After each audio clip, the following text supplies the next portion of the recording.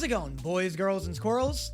Hey, I'm getting to it. Here's a little peek into the life of a content creator. The worst thing that could possibly happen to me is being burned alive. If I'm being honest, that's probably the top of the list. The second worst thing that could possibly happen to me is that a new episode of something drops on the weekend I've scheduled other content to release. God forbid a Hell of a Boss or an amazing Digital Circus drops on the weekend I'm trying to release some Murder Drones content, because then the whole comment section of that video is now, hey, when's episode 6? And usually that's fine, because under normal circumstances, I can just rush to get that reaction out quicker. But this weekend, I was at a convention where I got to experience my comment section yell at me in person. I was at ColossalCon Texas this weekend, which is genuinely my favorite convention to go to. If you can go to a ColossalCon, they're like all over the country.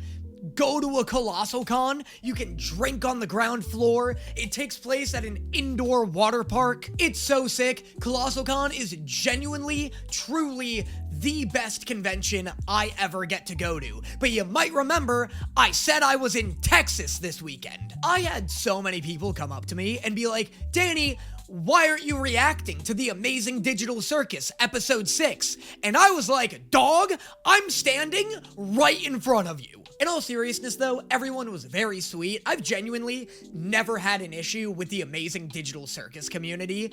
Everyone's been so nice and so cool. You know who isn't nice and cool though? The amazing Digital Circus hate community. Oh my god, amazing Digital Circus haters are like the worst people I've ever encountered. I don't understand where this community sprouted from. I've been making reaction content for the past like 4 years, and at no point have I ever been bullied just like because my content is reaction content. Except when I make amazing Digital Circus videos. Anytime I post an amazing Digital Circus TikTok, I get a flood of comments that are all just like, grown man, by the way, cringe police, take this guy away. And anytime I click on one of these profiles, it's always like a Trump-loving 13-year-old holding a stack of $1 bills that adds up to like $26. Just fucking flashing that tooth fairy money around, calling me a bitch because I like a show made for adults. God forbid I inject a little bit of whimsy around here. God forbid I bust it down silly style every once in a while. Look at this grown man talking about Zooble and Gangle over here. What do you want me to react to? My dad's mortgage payments? Like what? Meanwhile, I have the Lego Monkey Kid community literally up my ass because I said the show looks too young for me, a phrase I'd like to hear more YouTubers saying these days, if I'm being honest. Anyway, whatever. Welcome to the longest intro in YouTube history, and spoiler alert, it's not even close to done. That's because I have to inform you guys that my Wispin plush is finally up for sale. Danny, I thought it was for sale like months ago. Why is this taking so long? It's taking so long because it took me weeks to figure out how to make this design not look like a giant penis. We finally figured it out. No more dick spin, just Wispin, and I know what you're gonna ask. No, you can't buy the penis version. Those of you who already pre-ordered Wispin a couple of months ago will obviously be getting your plush when it launches in, I believe, 1 to 2 months. Those pre-orders told the company that there was enough interest in the character. They sent me a couple of prototypes, some more phallic than others. And then we finally landed on this design, which I'm so unbelievably happy with. And if you want your very own Wispin plush, you can click on the link in the description below to pick up yours today. Like I said, the plush itself drops in a couple of months, so it's like kind of, sort of a pre-order situation. Thank you guys so much for your patience. I'm sorry it's taken him so long to drop. I'm so happy to show you like a physical, tangible version of him now to prove to you like, hey, I didn't just take your money, like this is still happening. And buying a Wispin ensures that I'm able to keep putting out more Wispin related content. I'm so close to releasing the first issue of his comic. The world has gotten real crazy, so that's also what's holding that one up. It originally started as a kind of like slice of life, like cutesy little thing that is now turning into like a One Piece with squirrels. So your support towards Wispin supports Wispin-related projects. Pre-order Wispin by clicking the link in the description below to get yours when he drops in just a couple of months. And now, finally, onto the show. Today's adventure is brought to you by the Favorite Character Awards! Oh my god, my entire channel has actually led to this very moment. What, have they been reading my comment section? I've been taking polls on this exact subject like every video. If Orbsman, Gummy Goo, and Disappearing Man don't make the final 3, I'll actually be livid. Start singing Daisy Bell in front of my door. It's creepy. Does he really do that? I don't know. Let's ask him. Hey, Kane! You fucking— Whoa, getting real experimental with Jack's character model here. For some reason, it makes me so uncomfortable anytime Jax has an expression other than a shit-eating grin. The fact that his default expression is a grin kind of makes his face feel like a mask to me. So anytime it behaves like an actual face, I'm just like, ugh, what are you doing? You're not allowed to emote. Today's adventure is gonna be a bit of a short one due to the Favorite Character Awards. Crazy of them to tease me with a short adventure, considering this is the longest video they've ever put out. Crazy of them to tease me with a half day when they've actually got me working a double. In the Kane Leagues, we have the 400-meter vertical skedaddle, bisection boogie egg ball, lateral hijinks, orange sport, ball run, walk ball, run walk, and ball ball. I could have listened to him rattle off fake sports for another 95 minutes. That started off barely funny, and then, like, out of nowhere became my favorite joke in the whole show. It's like when you jingle keys in front of a baby, and at first they're not interested at all, and then slowly over time they find it hilarious. That was that joke. Personally, I'm most looking forward to Orange Sport, a game that I hear is just as high impact as it is high in vitamin C. Oh, shut up! I am too funny! Yeah, sorry. No, I'm not gonna be on a team with that one. Zooble, why does all you do is complaining? I never know what you want! Okay, but if I were in 8th grade, that joke would have been my favorite, for sure. That joke would have rewritten my personality in 8th grade. Rearranging grammar was like peak humor in 2014. That's why nobody my age can fucking read. We say we like more chill and relaxing adventures. Did you really not like my softball one? I'm not big into sports, sorry. Are we ever gonna find out why Zidane fucking hates Ragatha? Ragatha's so nice and so welcoming, and this damn clown keeps shutting her down. Just causes interpersonal drama, and me no likey. All right, you really want to know what I want? Oh no. God, Kane is on fire today. This dude's crushing it. Oh god, oh fuck, I didn't want your real opinion, I just wanted to bitch. I want the ability to have sex. No way. 90 people came up to me at Colossal Con and begged for this reaction.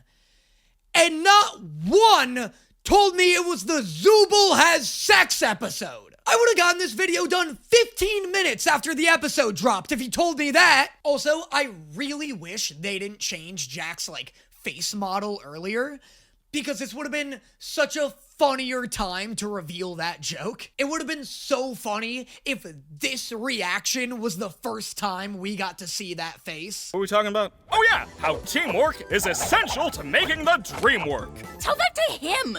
He's the one that fucks everything all the time. You are in a mood today, aren't you? Yeah, Zooble's real concerned with who is and isn't fucking things all the time today. Character A will take the gun into the private room and empty it out of all its ammunition, then come out and give it to Character B. Character B will then take the gun and shoot themselves in the head. Jesus Christ, this is like a Russian social experiment from the 1800s. This is such a light and silly way to explain arguably their darkest adventure yet.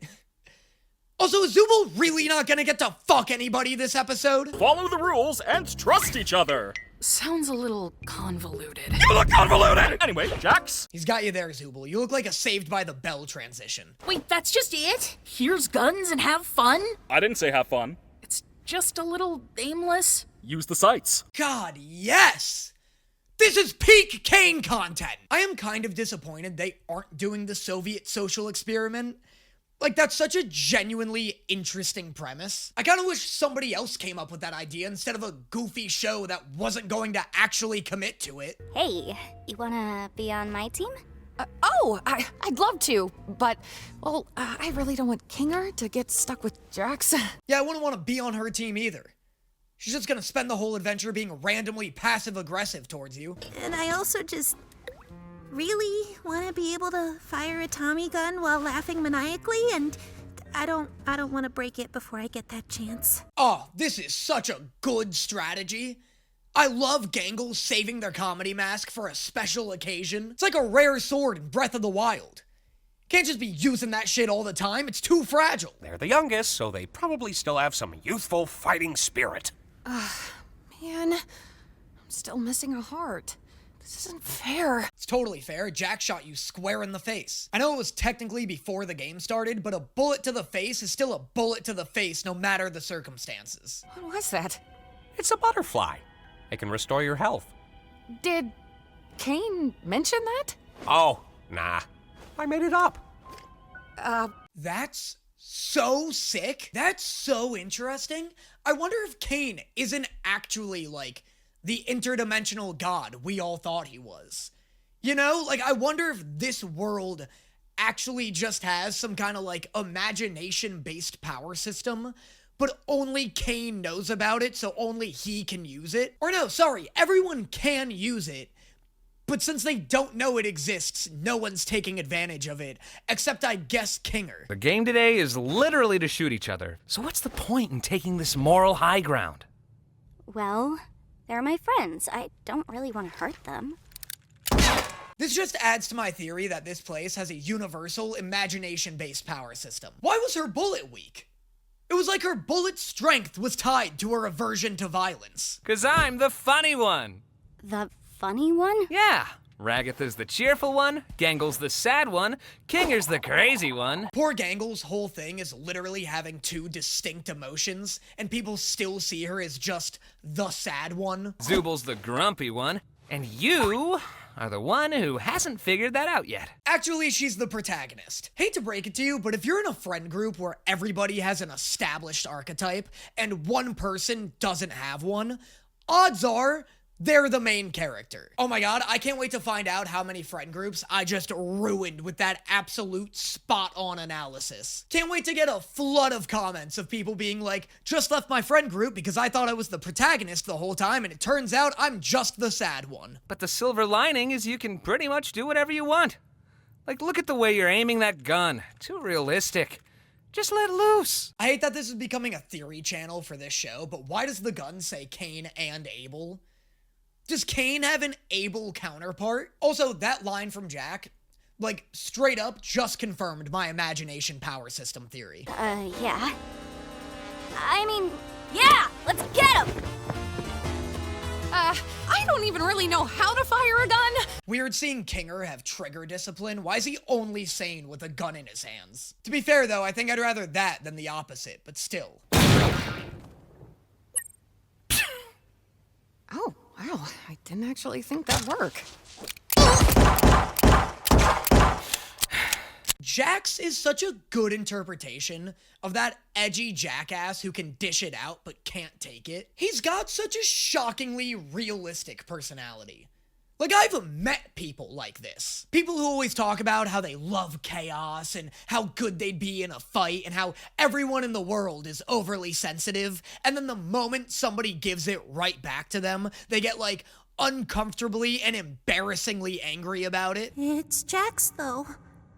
He probably wants revenge, and he's gonna make it painful. Hey, you deserve better than thinking about him when he's not even here. Slightly inaccurate choice of words, but to be honest, I'm just using humor to cope with how uncomfortably dark this is getting. It's crazy seeing the cast's attitude towards Jax get this hostile. Like, it makes sense, he's an awful guy, but I thought he was meant to just be, like, a snarky comic relief character who's mean to everybody, but, like, we're not really meant to think about how fucked up that is. You know, like Eddie from Ed, Edd and Eddy. Like, he's a terrible friend, but it's a comedy, so you kind of overlook that. It's wild seeing everybody get genuinely sick of Jax, and, like, him start to kind of become the antagonist of the show. You have to choose to love yourself, even if it doesn't make sense. It's not natural, it's intentional. Great use of Gangle's reflective mask. That's the exact type of shit I was just praising Murder Drones for doing with Tessa's face. Not gonna let me out of this one. Well, I don't know, it's got a bunch of little pods on it. Looks kind of like an egg sac or something. It's gross. What the fuck is going on here? Did a different writer buy the rights to this show or something? Why is every dumb little throwaway joke being treated so seriously this episode? Jax is getting a full-on psych eval over what I thought was a gag. It's crazy they turned this LOL so random corn fear into, like, something I can see myself relating to. It's crazy they gave him this actual sympathetic diagnosis for something I thought was a joke about cats. We still need to find out where Nutso went before we can rest easy. I'm right behind you, aren't I? Oh my god. This show just pulled off the only good "they're right behind me" joke in existence that's actually huge for cinema. I kinda wish Kinger, like, shot Jax in the head and it went straight through his skull and into Zididik. He just got, like, a crazy collateral for having the jump on them. Like, I love John Wick Kinger. Anytime Kinger's got a gun in his hands and comes out of the scene looking competent with it, that's my ideal Kinger. I think I might have failed Pomni. Just like I failed Jax. I'm gonna need this show's animation to stop improving. The facial animations in this show are getting too good, and it's actually kinda making me sad. Ragatha's smiling half cry was so sickeningly well done. I'd really prefer not to feel while watching the amazing Digital Circus.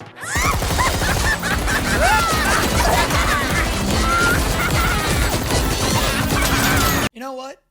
Good for Gangle. You know, it's nice to see them get to use their comedy mask for longer than 6 seconds for once.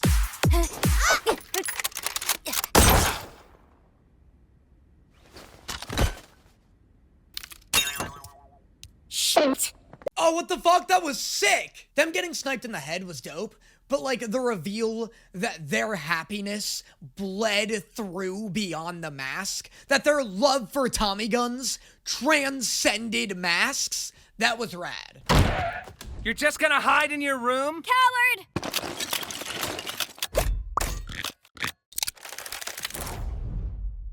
Oh my god, it's Super Zooble. It never occurred to me that Zooble would have alternate forms, despite the fact that they are literally customizable. Lame! Come on, I thought you were cool.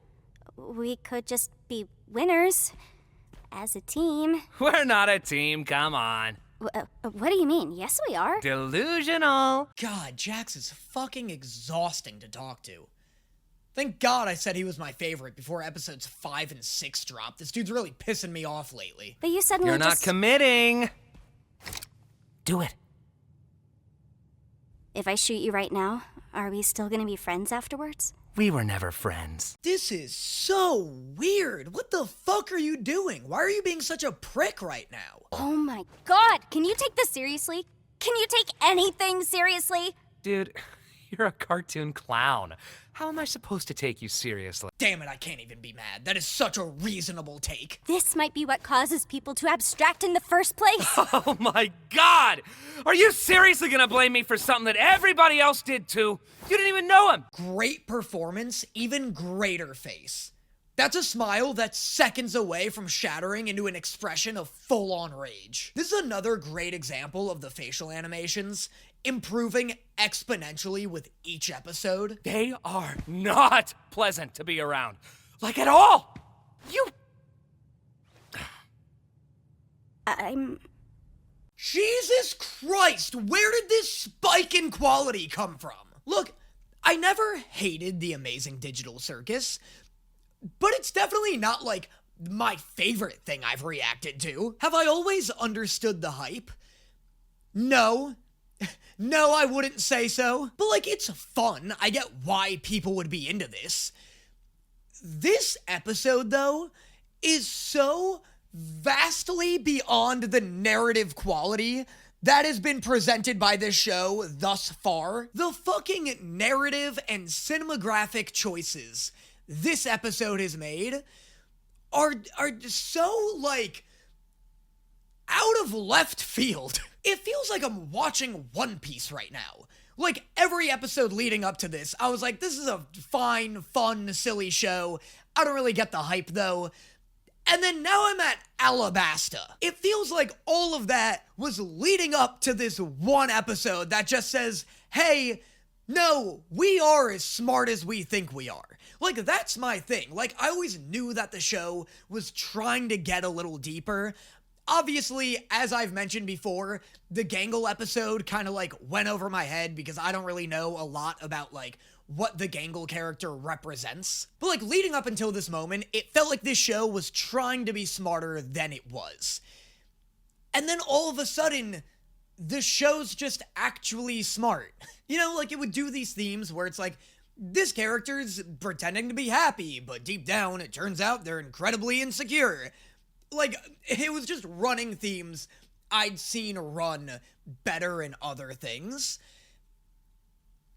And now it's just fucking, like, where did this come from? Even the humor is like this is the funniest episode. Kane's firing on all cylinders. I don't know, dude. Jax's eyes, Jax reverting back into his subdued, I don't give a shit, like, form was really fucking good. Okay.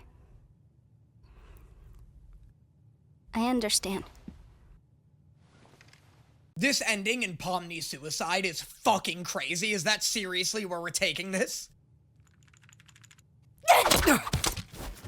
You're not the funny one! Wow, never mind. I was super wrong about the direction this was headed in. I'm the one who causes pain for fun.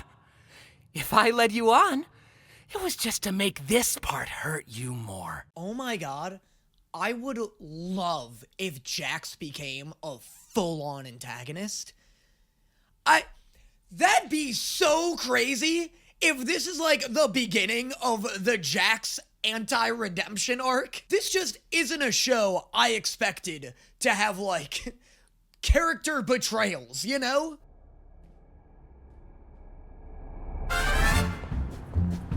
Oh my god, I forgot Disappearing Guy still has to win his award. Before anything starts, I'd like to thank the committee for examining our nominees and voting on our winners. We love you, Kane!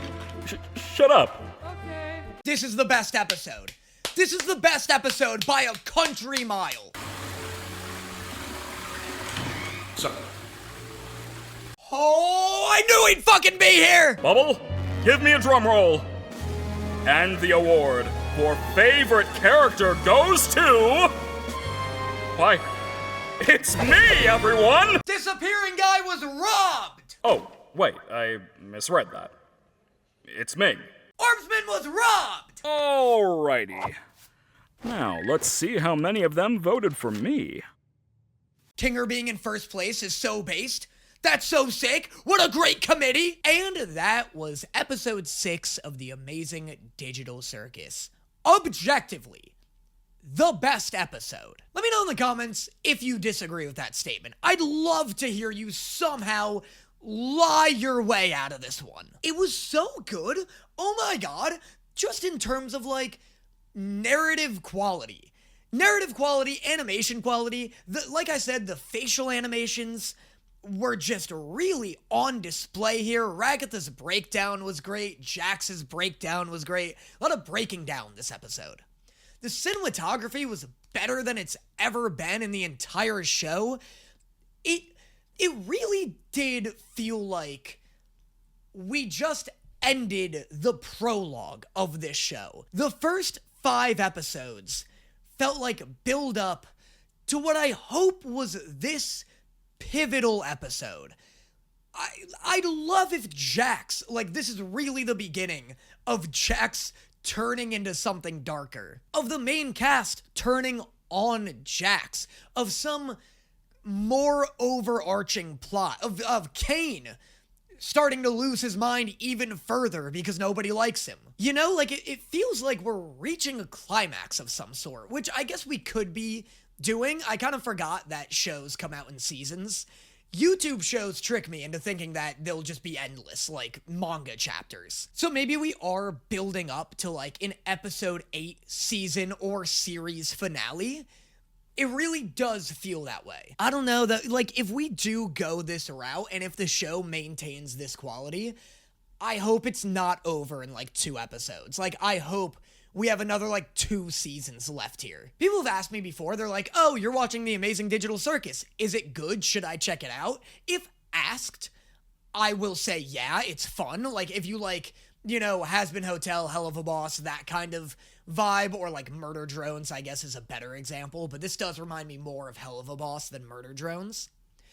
If you like those kinds of things, this is worth checking out. It's fun, it's funny, it's short.